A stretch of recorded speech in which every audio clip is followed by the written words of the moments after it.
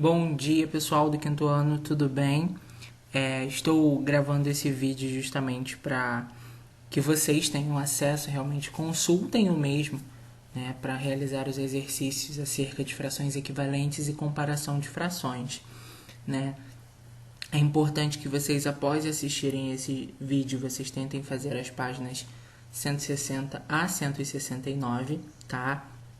Prestem atenção bastante nos exemplos, nas dicas que serão dadas, porque é uma matéria bem tranquila desde que feito com bastante atenção. Então não adianta querer fazer correndo, né, para terminar logo, não. Fazer com calma, com atenção. E lembra do que nós já havíamos falado, né, sobre a multiplicação e divisão e a importância delas. Elas serão primordiais, tá? Para que vocês consigam, né, fazer uma equivalência de fração ou até mesmo uma comparação. Então, para iniciar, vamos pensar no quesito de frações equivalentes.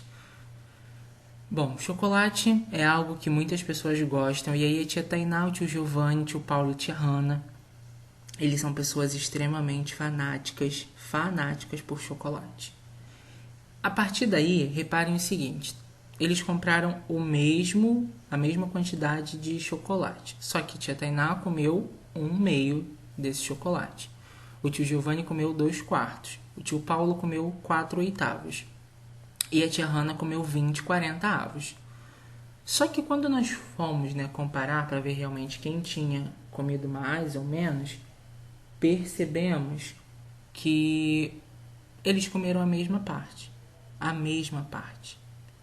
Ninguém comeu mais, ninguém comeu menos. E por que eles comeram a mesma parte? Porque essas frações representam a mesma parte do todo. Elas são frações equivalentes, isto é, representam a mesma quantidade tomada, tá? Então, ao multiplicarmos ou dividirmos o numerador e o denominador de uma fração, obteremos uma fração equivalente à fração dada. Mas, tio Fidelis, que definição é essa que eu não consegui compreender? Então, vamos para os exemplos de Como que nós vamos construir frações equivalentes? Então, olha o primeiro exercício e o primeiro exemplo que se tem. Qual é a fração equivalente a 2/3 com o denominador 18? Então, eu tenho uma fração 2/3 e agora eu quero uma equivalente a ela, ou seja, que represente a mesma parte que 2/3 e que tem um denominador 18. O que eu tenho que pensar de cara? Por qual número eu multiplico 3 para dar 18? É o 6. Então, 3 vezes 6, 18. Só que eu não tenho que ter uma fração equivalente. Então, o que eu faço embaixo, eu tenho que fazer em cima. Então, vou multiplicar por 6 em cima também. Tá? E quando eu falo multiplicar em cima, multiplicar o 2 por 6. Então, nós temos o seguinte: 2/3 é igual a 12/18. Para o 3 chegar ao 18, eu multipliquei por 6. Então, 2 vezes 6, 12. Essa é a fração equivalente a 2/3 com o denominador 18. Então, se você tiver um exercício desse, o que você vai pensar? Você vai olhar os números que você conhece, que no caso aqui eram 3 e o 18. 3 vezes que número que dá 18. É isso que ele quer saber. Então, você descobrindo por qual foi multiplicado 3, você multiplica no numerador também, que é quem você quer descobrir nesse momento, tá? E aí, agora vai ser uma hora de criar. Vocês podem utilizar folha de caderno, ofício, régua, tesoura, lápis de cor. Vocês devem construir essa tabelinha de frações desse jeito. Atenção às medidas, tá? Se vocês quiserem, tio, eu gostaria, né, de baixar e imprimir. Tudo bem, a gente vai deixar o link lá na hora do vídeo também para vocês poderem baixar, imprimir caso queiram, mas se não, vocês podem construir também. E por que eu estou mandando isso? Porque esse é um jogo das frações equivalentes. O que isso quer dizer? Imagina o seguinte, ó, eu tinha lá 1/3, tá? E eu tinha duas pecinhas do 1/6. Nós percebemos que eles equivalem à mesma coisa, porque é como se eu pegasse 1/3 e multiplicasse por 2 em cima e embaixo. Então, 1/3 representa a mesma coisa que 2/6, tá? Um outro exemplo. Eu tenho lá 4, né, pecinhas, 4 partes de 1/10, que correspondem a 4 décimos. E agora eu dividi por 2, por exemplo, e deu 2/5. E quando eu pego duas pecinhas do 1/5 que correspondem a 2/5, eu percebo que é equivalente a 4/10, representa a mesma parte, tá? Então vocês vão brincando e vão construindo frações equivalentes através desse montante de frações existentes ao lado. Então vocês podem ir cortando e irem tentando compor frações equivalentes dessa maneira como foi mostrado para vocês, tá? Só que como nós vimos, pessoal, a equivalência de fração ela é dada através das multiplicações ou dada através das divisões, tá?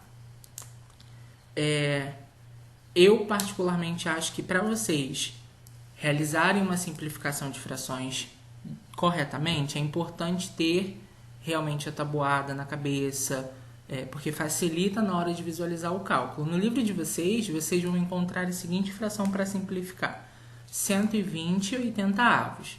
Então, nós vamos dividir por 5, tá? Porque ambos os números terminam em 0. Tio Fidelis, eu poderia começar a dividir por 2? Pode, sem nenhum problema, porque os números são pares. Tá? Então, você vai perceber que em alguns momentos você vai poder dividir por 2, você vai poder dividir por 3, por 4, por 5. O importante é você dividir em cima e embaixo pelo mesmo valor. Então, dividimos o 120 por 5, deu 24. O 80 por 5 deu 16. Agora, eu já não consigo mais por 5. Agora, eu vou tentar o 4. Então, dividir por 4 em cima e dividir por 4 embaixo. Opa, deu 6 em cima e o 4 embaixo, 6/4. Ainda consigo simplificar mais uma vez. Vou dividir por 2 em cima e embaixo. Dividindo 6 por 2 e o 4 por 2, encontramos 3 meios.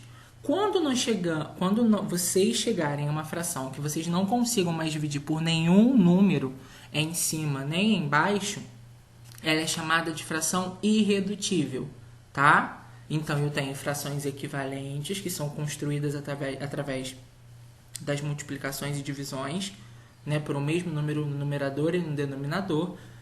E tenho simplificação de fração, que ocorre, tá, quando eu vou dividindo em cima e embaixo pelo mesmo valor até chegar a uma fração irredutível, que é quando eu não consigo mais dividir.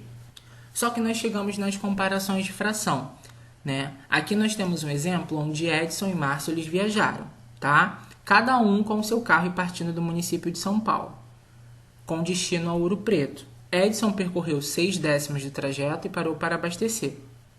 Márcio percorreu 5/10 e parou para lanchar. E aí nós temos uma representação, né, gráfica de quanto cada um percorreu. Edson percorreu 6/10 e Márcio 5/10. Observando já essa imagem, nós percebemos que Edson percorreu mais do trajeto. Percorreu uma maior distância desse trajeto entre esses dois municípios, tá? Então, o que a gente conclui, tá? Primeiro, quando as frações elas têm denominadores iguais, é mais fácil de comparar. E se nós tivermos denominadores diferentes, como é o caso aqui desse exemplo? Em uma turma do 5º ano, 6/8 dos alunos são meninos e 1/4 são meninas. Então, percebam, eu tenho frações diferentes, tá? Qual é o meio que eu vou ter de realizar para compará-las? Eu vou pegar essa primeira fração 6/8 e multiplicar em cima e embaixo pelo denominador da outra. Peguei e multipliquei por 4. Opa, 6 vezes 4, 24. 8 vezes 4, 32.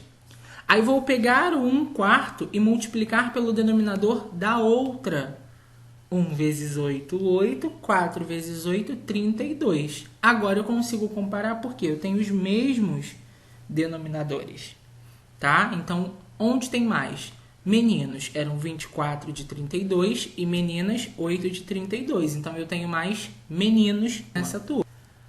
A regrinha de ouro, pessoal, quando os denominadores eles são iguais, a maior é aquela que tem o maior numerador, tá? E quando tem denominadores diferentes, nós vamos construir frações equivalentes. Pego a primeira, multiplico em cima e embaixo pelo denominador da outra. Pego a segunda, multiplico em cima e embaixo pelo denominador da outra, tá? Essa é a regrinha de ouro.